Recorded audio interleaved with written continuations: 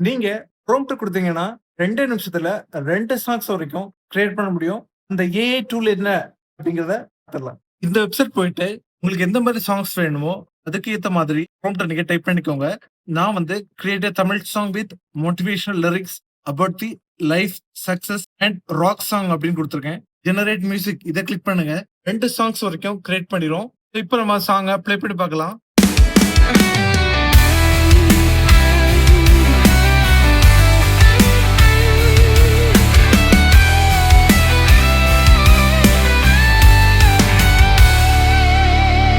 தீ கொண்டு நிறைய கொள்கிறேன்.